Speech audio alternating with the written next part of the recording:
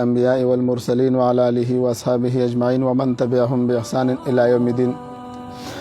علماء کرامو د رد الالحاد درسونه روان دي او سوارلس اعتراضات اوسه پورې موږ ذکر کړي دي. کتاب ته متوجه شئ مولوي صاحبانو. سوارلس اعتراضات ذکر شوي دي. 15 اعتراض دی. ملحدین یو اعتراض کوي، دوی وایي که موږ ژوند تیرو او که موږ ته مرګ راځي دا د فطرت د وجې نه راځي.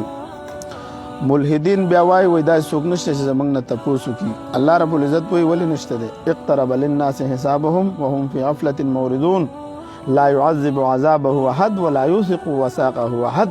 داسې عذاب به درکړم چې چا به نه درکړ، داسې به دې وتړم چې چا به تړلی نه. داسې عذاب به درکړم چې بل ځای کې څه وایي الله رب العزت ثياب من نار، د دوی به سوي کپړې به له د اور وي. الله رب العزت وي فمن زحزح عن النار وادخل الجنة فقد فاز وما الحياة الدنيا الا متاع الغرور. دا دنیا خو اسی غب شپ دی، متاع دی، دوکه د ته مانه به تاسو نشي څنګه بنه کیږي. نو جوابات الحمدلله منګه لسته جوابات را جمع کړی دي او ان شاء الله دا به تفصیل سره باندې منګوایو که چرته زندگی صرف مادي تصور کی، که زندگی صرف مادي تصور کړی شنو د خیر او د شر د تمیز به ختم شي. معاشره کې خیر او شر موجود دي، بیا به انسانان سبا کوي یو بل به قتل کوي چې ماده ده. بس راځه ته ما واخو زبتا و ما بس تم ماده او زم ماده مغرب غرب به جوړ کړي. ځکه خو داخلك د یورپی معاشره او امریکا دا په مسلمانانو باندې حمله کوي. دوی وی چرونه بس دا خو د چا ځامنم نه دي، تاسو ولای څوک نشته دي. وخت براشي ان شاء الله د خبرې به تاسو کوم ان شاء الله. نو که چرته مذهب دغه شي، مذهب د بین نه خوا کړی شي، د الله تصور د بین نه خوا کړی شي، د خیر او د شر تمیز به ختم شي. مولوي صاحبانو دغه شانده کې الله رب العزت قران کریم کې وضاحت کړی دی. نو ته دغه شروع کا عبارت شروع کا ان شاء الله ټول تفصیل سره روان. 15 اعتراض. ملحدین اعتراض کوي، وایي چې مونږ که ژوند تیرو او که مرګ راځي دا د فطرت د وجې نه کیږي. ملحدین وایي داسې څوک نشته چې زمونږ نه تپوس وکړي. جواب د دې اعتراض جواب الله جل شانه په خپل قرآن کریم کې ورکړی دی. الله جل شانه فرمایي وقالوا ما اعوذ بالله من الشیطان الرجیم وقالوا ما هي الا حياتنا الدنيا نموت ونحيا وما يهلكنا الا الدهر وما لهم بذلك من علم انهم الا يظنون. او دی وای دغه ژوندون نشته مګر زمونږ دنیوي ژوند دی. بس دغه دنیوي ژوند دی دا ګوره قدیم زمانه نه دا موجود دی چې مونږ مړه کیږو او ژوند کیږو او مونږ نه هلاکوي مګر زمانه. او دوی ته په دې خبره هیڅ علم نشته، دوی یوازې ګمانونه کوي. ملحدینو د اعتراض جواب قرآن کریم په خپله ورکړو که دوی وایي مونږ ژوند تیرو او یا مرګ راځي دا د زمانې د ګردش په وجه راځي او نشته دوی ته د دې خبرې څه علم نه دی، دوی مګر ګمان کوي. مګر دوی ګمان کوي. ګوره د آیات ساتي یو قدیم الحاد او یو جدید الحاد. مولوي صاحبانو په دې کې موږ فرق کړو. قدیم الحاد چې هغه غیر مربوط او غیر منظم انداز کې یو انفرادي اشکالات براتله یو انسان په ذهن کې هغه علماء کرامو برتال کړو. بیا چې کله د منطق او د یونان فلسفه د مسلمانانو معاشره تراله نو دی کې په مسلمانانو کې داسې ډلې پیدا شولې لکه معتزله. دوی عقل پسې لاړه، دوی وی عقل له ترجیح ورکې. نو عقل ته چې دوی ترجیح ورکړل نو دوی د عقل په وجه باندې لکه د ګناه کبیره په باره کې دوی ویلي دا نظریه پیش کړ چې ګناه کبیره چا وکړه نو دا د ایمان نه خارج شو، دا د ایمان او د کفر په منځ کې دی او په آخرت کې به دا جهنم لذي. دا د معتزله عقیده وه چې په دې باره کې ورته حسن بصري رحمت الله علیه ویلي اعتزل منا، دا زموږ نه جدا شو. نو د منطق په فلسفه سره بعض خلک گمراه شو خو کافر نشو، د خدای نه بیا انکار نه کو. دا خبره یاد ساتئ. قدیم او کم چې جدید الحاد نو جدید الحاد یو منظم انداز کې دی، باقاعده د نورسته مادي قوتونه دي، باقاعده دا یو مذهب ګرځیدل دی او باقاعده د لپاره څه کیږي پرچار کیږي. د دوی خپل کمیونټي ده، خپل یو معاشره ده او دوی په هغې لاندې ژوند تیري او اصول د دوی خپل اصول دي. نو دا اوس یو مذهب ګرځېدلی دی. د قدیم الحاد د جوابات قرآن کریم په خپله ورکړي، ځکه د قرآن کریم د نازلېدو نه مخکې چې کوم الحاد چې دوی وایي چې بل منګه د مادې په وجه پیدا کیږو، بل د قدیم او د جدید الحاد په مابین کې دا فرق دی چې د هغوی دا نظریه و چې ماده قدیم ده، لیکن جدید الحاد چې دی دوی د مادې د حادث والي قایم دي چې دوی وایي دا ماده د بیگ بینګ په وجه باندې پیدا شوې ده. څه په وجه؟ د بیگ بینګ په وجه دا ماده پیدا شول او دا ماده حادثه ده. بیا دوی وایي دا د فطرت په وجه پیدا کیږي، فطري قوانینو د لاندې دا پیدا کیږي. د فطري قوانینو په باره کې د قدیم الحاد سره څه داسې نظریه نه وه چې د فطرت نه ستاسو څه مراد دی. د جدید الحاد د فطري قوانینو نه مراد 4 شیزونه دي. یو مکان دی، یو زمان دی، یو توانایي ده، یو پکې ماده ده. د دې شیزونو نه څه کېږي؟ دا هر څه پیدا کېږي. د دې نه څه کېږي؟ دا هر څه پیدا کېږي. ولیکن بیا نیوټن او آینسټاین په خپله د مادې په باره کې او بیا د دوی په باره کې دوی وضاحتونه موجود دي، وروسته را روان دي. نو دوی ملحدینو ته چې قرآن کریم ته دا عبارت لږ ووایم.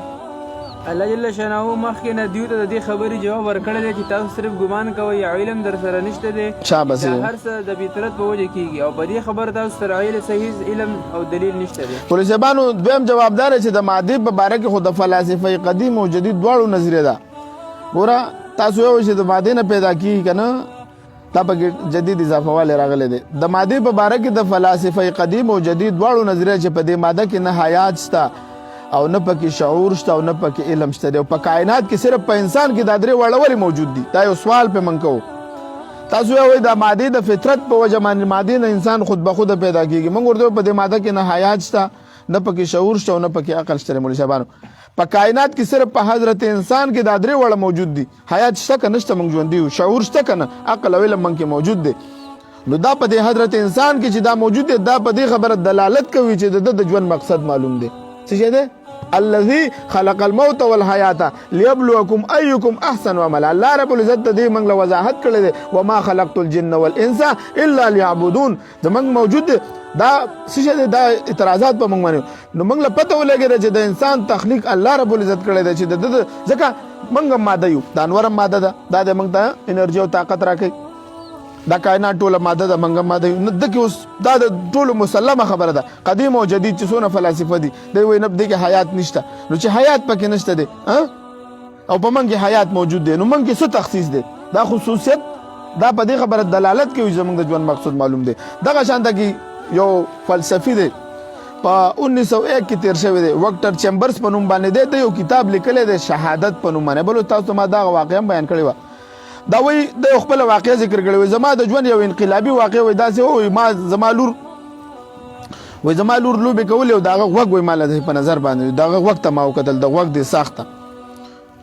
نو وایي زما شعور د غوږ دې ساخت طرف ته چې متوجه شو، ما د ځان سره سوچ وکړو چې دا څنګه ممکن ده چې دا پیچیده او نازک اندام دې په داسې اتفاقي طور سره پیدا شي. یقینا د مخکې نه سوچ او فکر موجود دی چې داسې شوی ده. وایي مګر ما د خپل ذهن نه دا خیال لرې کړو. دا څه وایي؟ دا په خپله په دې الفاظ باندې دا دهري دی. وایي ما د خپل ذهن نه دا خیال لرې کړو. وایي که دا منصوبه منې، تخلیق منې، نو بیا به خالق هم منې. دا د منطق اصول دي. د هر شیز دپاره یو علت وي. مولوي صاحبانو نو که چېرته وایي دوی خو د ارتقا قایل دي چې د ډارون نظریه ده چې د انسان تخلیق نه دی شوی، اول ماده پیدا شو او مادې نه بس مختلف شکلونه بدلیږي. انسان چې دا د بن مانس د تر زامن دي. دا د دوی نظریه ده. دغه شانته کې دریم جواب موږ دا کړی دی، ملحدین د مادې د ساخت نه عبرت نه اخلي. موږ ورته څه وایو؟ ملحدین د مادې د ساخت نه عبرت واخلي. ځکه ګوره په هر یو ماده کې دننه مولوي صاحبانو یو مرکز وي، په هر یو اټم ورته دوی وایي. په دې اټم کې دننه یو مرکز وي، په هغه کې مختلف تعداد سره پروټان او نیوټران موجود وي. مولوي صاحبانو پروټان او نیوټران دا د دې په مرکز کې موجود وي، او الکترون ګوره دا چې ټول ساينسدانان نجمه کې دوی دا معلوم کې موږ ته په دوربین دی موږ ته وخت چیلنج دی ټول دنیا ساينسدانانو له. په خپل سټیفن هاکینګ وایي تر اوسه پورې جی تامسن چې کله دا الکترون ایجاد کړو اوسه پورې د نه دی لیدلی او هیڅوک هم نشي لیدلی. تاریخ ماده موږ نشو لیدلی. دا د ساينسدانانو خبره ورته کوو، د دې فلسفو خبرې چې دوی پیمان راوړی دی. موږ ورته وایو تاسو یې ظالمانانو د دې مادې نه هم عبرت نه لئ. نیوټران دی پروټان دی په دې ماده کې دننه، د دې نه لږ الکترون موجود دی. دا الکترون چې دی دا د ګیر چاپیره 1000 کیلومتر فی سیکنډ رفتار سره ګرځي. وړه ماده ده، وړه ذره ده، ښه په سترګو نه ښکاري.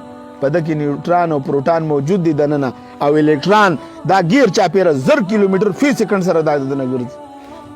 دا خود به خوده کېږي. یاره عجیبه خبرې دوی کوي. ولا په هر یو اټم کې دننه چې الکترون او پروټان په مساوي تعداد سره موجود دي، الکترون منفي چارج کېږي او پروټان بیا مثبت چارج کېږي. نو په دې ماده کې دومره طاقت چا پیدا کړی دی چې دا الکترون دی منفي چارج شي او پروټان دی مثبت چارج شي. مولوي صاحبانو د دې جواب دی موږ له ملحدین دا کې چیلنج دی زموږ ټولو ملحدین ته. دویم جواب دار مولوي صاحبانو، دویم دار په دې د مادې په باره کې دوی چا پابند کړي دي؟ دا الکترون پروټان او نیوټران چا پابند کړي چې دا مثبت او منفي طاقت استعمال کړي؟ ها په کار خدای چې بيدي کې خو په پیتات کې شي خو کله ناکله الټه کېدم چې کنه تارونه دی الټه را پلټه شي الکه خود به خود کېږي درې مدار چې په الکترون کې دومره سوچ او فکر چا پیدا کړی دی چې د اټم د بقا ساتلو د لپاره د پروټون او نیوټرون د حفاظت د لپاره د 1000 کیلومتر فی سکند رفتار سره ګرځي چې د دې توازن خراب نشي ځکه که چرته د رفتار کم یا زیات شي توازن خرابېږي دغه شانته کې سلورم نمبر دا اټم ول خپل بقا ساتي ماده خپل بقا ول ساتي څه وجه ده د دې څه علت ده دا اعتراضات د دې جواب د موږ ملحدین راکي ځکه په کائنات کې د هر یو شی لپاره د علت موجود ده دا لپټاپ زما ما ته پروت ده د خپل علت ده دا ډیسک ده د خپل علت ده د هر یو شی علت موجود ده د دې ماده چې دوی د خپل بقا ساتي د دې څه علت ده پته ولګي چې د دې څه علت شته ده د ژوند مقصد معلوم ده دا څنګه د شرور خود به خود د ارسه کیږي او دا څنګه شرور بس د زناور غونډه کې پیدا کیږي او د زناور ها پوه شئ کنه پنځم نمبر دا د ماده د لپاره درې اجزا دي دا پروټون نیوټرون او الکترون نور ولې نه دي زیات ولې نه دي مولوی صاحبانو دا اعتراض یو انګریز فلسفي هم کړی د خدای په وجود باندې هغه وی به ته ماده د درې اجزا ولې دي په کار د 15 شپږ چې دا پروټون دی او نیوټرون او الکترون دي دا په دې خبره باندې دلیل دی چې د نورستو طاقت موجود دی چې هغه زمونږ رب دی دغه شان د بل الکترون چا پابند کړي چې دا همیشه په 1000 کیلومتر رفتار سره رفتار کوي ولې دا 500 ولې نه کوي یا 1500 ولې نه کوي چې فطرت دا خو ستا چې خوښه نو ته یو چارجر پر مثال وبلګي یا موټر سایکل باندې روان یا ډرایوینګ کې خو ستا خوښه ده که 100 کیلومتر کې ځو کې 120 او کته چې خود به خود یو جاز کې کېنه چې خود به خود ضروره ده په 800 کیلومتر راځي دا جاز خو کله ناکله خرابېدای شي کنه دوی وی خزانه سبا خود دوی بدای اعتراض وکي دوی به وی چې جاز بس نن سبا غرور गाड़ी की के ना सिर्फ पकी नक्शा क्लिक का और बस जीता बदे और से 100 किलोमीटर वे बस क्लिक का टिक शो दा क्लिक कवर खुद उक लकाना नक्शा खुद पकी फिट लकाना दा मोटर खुद चा जोड़ कले दे कना कना दा खुद बखुद जोड़ शवे दे दा मादा खो बच्चा जोड़ कली कना چې دا پروټ الکترون 1000 کیلومتر رفتار سره غیر چا پیر د ماده نه ګرځي دغه شان د ملحدین د انسان نه هم عبرت نه اخلي منسوایو بنګوي ظالمانانو تاسو د انسان نه عبرت نه اخلي ځکه الله تعالی د انسان یو عالم اصغر ګرځولې دی وړو کې یو دغه لګولې دی ساينس وای د انسان په دماغ یو عربي عصبي دا خاني موجود دي یو عرب په دماغ کې د اعصاب یو عرب خاني موجود الله د هر یو خاني نه باریک تار په ټول بدن کې خور شوی دی ته سوچو کوم ته چې دی د اعصاب ریشي وایو پولیسبانو په جبه کې 3000 ذایقې موجود دي ساينس وای سو 3000 ذایقې موجود دي چې هر یو حاله د عصبي تار په ذریعہ دماغ سره کنیکټ ده هر یو وګوره 3000 دغه موجود دي ذایقې موجود دي چې دا سیده دغه سره موجود کنیکټ ده په دې وجه چې انسان وي سوویني او پر مثال دغه سره په جبه کې 3000 ذایقې موجود دي چې هر یو علیده د عصبي تار په ذریعہ د دماغ سره تعلق لري او د سره کنیکټ ده د دې په وجه انسان هر قسمه مزه محسوسه ولې شي مولوی صاحبانو د انسان په غوګونو کې یو لک سماعتي علی الله رب العزت پیدا کړی چې د سره انسان 1 لاک دا اوریدلو علی ستا په دې وخت کې موجود دي ته سوچو کا دا خود به خود دې پیدا شي د هری ته لک سوچو کا ته خو لک عقل نه کار والا کنه د انسان په هر یو سترګه کې 14 میلیونه یعنی 1 کروڑ او 10 لک بلپونه موجود دي 1 کروڑ 30 لک بلپونه ستا په یو سترګه کې موجود دي مولوی صاحبانو د انسان په جسم کې د رګونو یو جال خور شوی دی چې کله کوم ګرم سیز د انسان مخ ته راشي یو ګرم سیز د انسان مخ ته وي تقریبا 10000 سیلونه د دماغ ته خبر ورکوي د انسان په جسم کې 25000 خاني موجود دي چې دماغ ته د یخ سیز معلومات ورکوي ته سوچو کا دا خود به خود د کیږي د خپل ځان ته وګوره چې دا دومره الله رب العزت منګه اشرف المخلوقات پیدا کړي منګ سي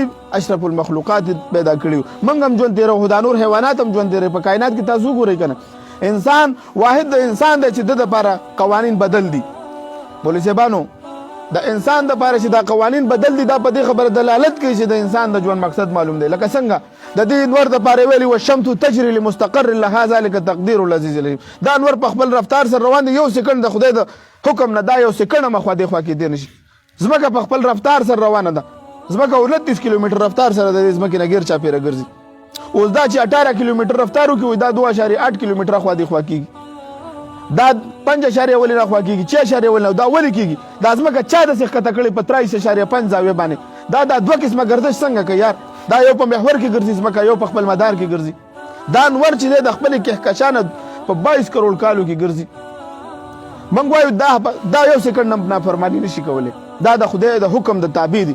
انسان ته اختیار ورکړی دی، دا د انسان د اختیار ورکېدل.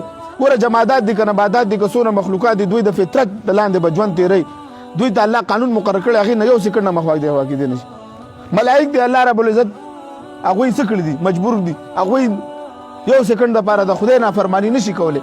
واحد حضرت انسان دی چې د سره اختیار دی، که دا چېرته په نیغه لاره ځي او که په کږه لاره باندې ځي، د سره اختیار دی. دا اختیار د دې خبرې دلیل دی چې وروسته د لپاره د ژوند مقصد معلوم دی، یا جنت دی او یا جهنم دی. دا عقلي خبرې دي مولوي صاحبانو.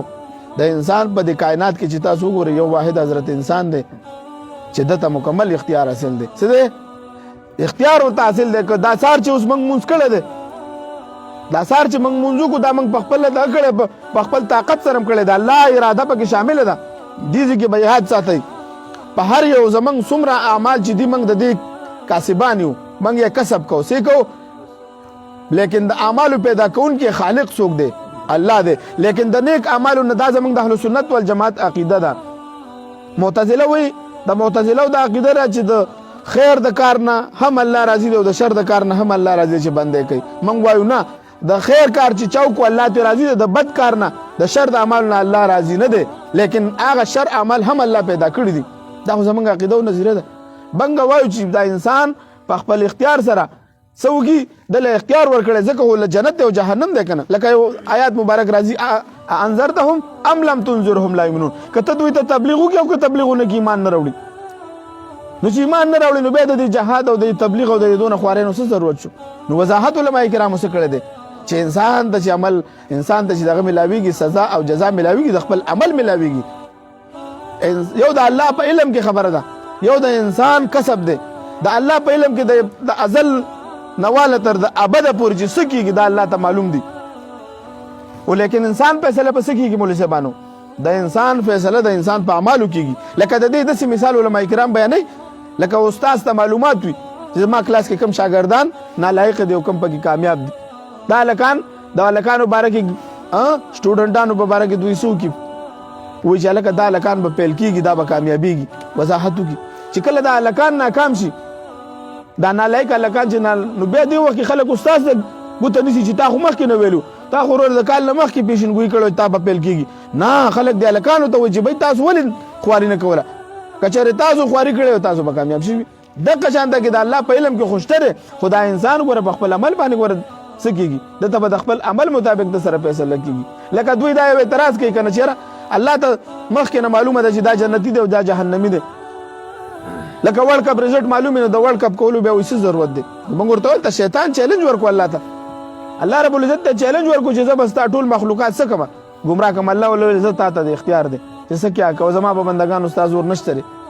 نو هغې د وجې نه الله رب العزت موږ دنیا ته رالیږلي او موږ ته یې ښه لاره ښودلې. ګوره عالم اولې په عالم ارواح کې موږ نه واده وکړه، الستو بربکم، واده یې واخیستله، آیا زه ستاسو رب یم نه یم؟ ټول وضاحت وکړو چې اند ربنا ته خو زموږ رب یې.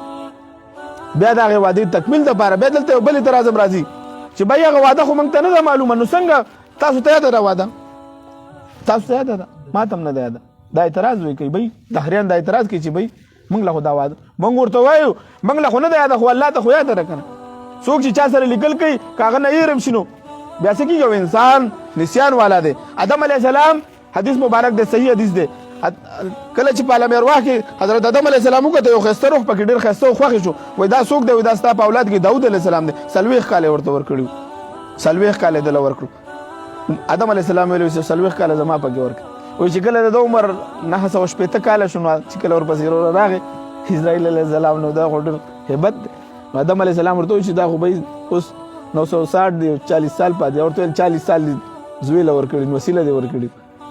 نو د نه هېر شو. نو په انسان باندې نسیان راځي. چا چې ورسره لیکل کړي، موږ سره الله لیکل کړي، موږ الله سره لیکل کړي چې ته زموږ رب یې، هغه وعدې د تکمیل دپاره موږ دلته رالیږلي. نو سبق به بس انشاءالله دا 14 اعتراض به انشاءالله سبا ووایو، خوښ هم ده. واخر دعوانا الحمدلله رب